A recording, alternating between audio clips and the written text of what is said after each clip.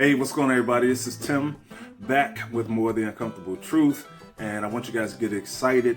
And I'm a little bit tired, so if I look crazy or eyes hazy, it's because I'm operating off of 3 hours of sleep. Nevertheless, I didn't want the day to pass by without coming with Tim's tidbits. So call it a comeback, right? It's time to call it a comeback. I know a lot of chaos is happening in the world, but at the end of the day, God is still in control, right? So He has the last say so.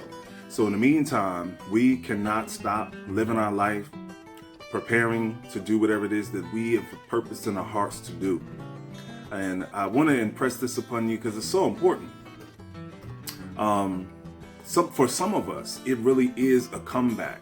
You know, life has just beat us down to the point to where, you know, you had high hopes, you had aspirations of doing so many different things, but the course of life has caused you to think about what's possible in the most negative of ways. And then you look at other people and you say, well, how come this person has this? How come this person has that?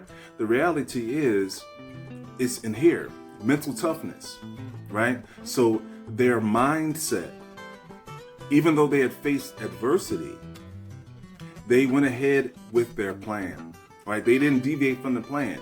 They had a few setbacks. They had went off course, but they still went back to their original idea.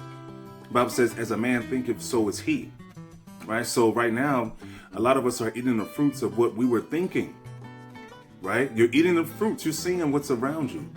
What you have allowed to fester in your brain has produced a crop, right? So you have seed time and harvest. So that's why it is extremely important that we really make sure that we attend the garden of our mind. Les Brown, one of my favorite motivational speakers, he says this: it's not over until I win. So I want to let you guys know that it's not over until you win.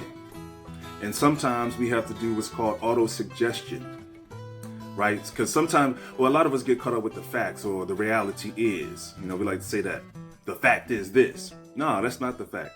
That's the present reality based upon the thoughts that you allow to stay in your mind. So it had to produce what you believe deep down, right?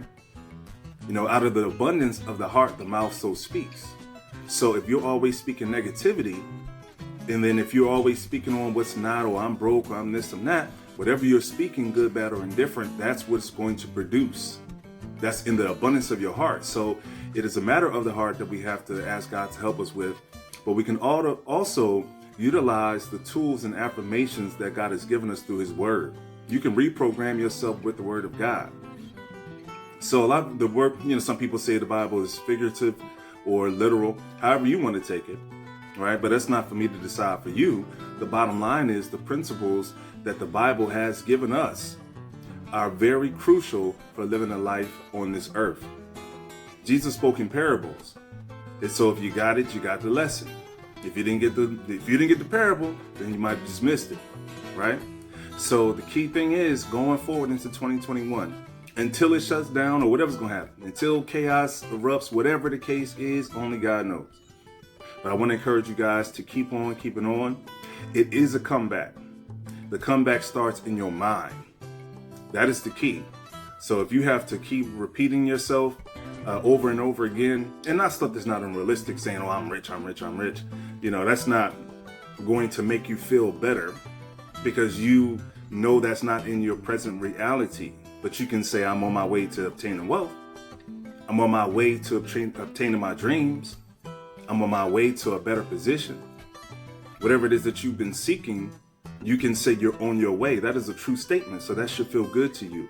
Your mind is not going to reject that as a lie, because it's not a lie. You're on your way. I'm in a process of, you know, I'm making progress in this area. I'm doing this, whatever it is.